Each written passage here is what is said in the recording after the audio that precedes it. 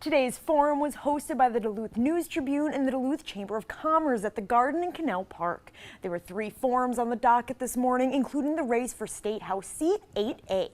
Again, this seat covers areas like central and western Duluth neighborhoods, including downtown, Lincoln Park, and Gary New Duluth, just to name a few. And no matter who gets elected, it will be a new face this district. After Representative Liz Olson, a DFLer, stepped down in July, Pete Johnson is hoping to keep that seat blue. He's a Duluth firefighter who prioritizes healthcare access, workers' rights, and housing accessibility. Meanwhile, Mark McGrew is a Republican with a history in law enforcement and in the U.S. Navy Reserve. If elected, he's focused on public safety, responsible government spending, and support for veterans.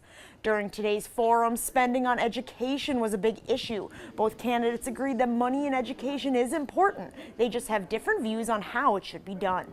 McGrew wants to see money given to the school boards, leaving them to decide how to put the money to use. There's always places to put money in education.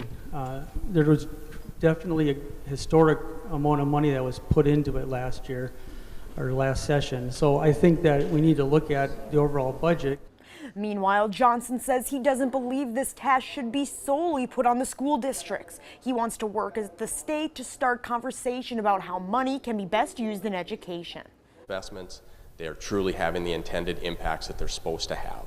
And I don't necessarily agree that that's sole management by school boards. I don't necessarily have a problem with some of the mandates because that forces the money to go where it's supposed to go. Johnson and McGrew both considered education one of their big main issues to work on if elected. Both Johnson and McGrew will face off for the Minnesota 8A House seat on November 5th.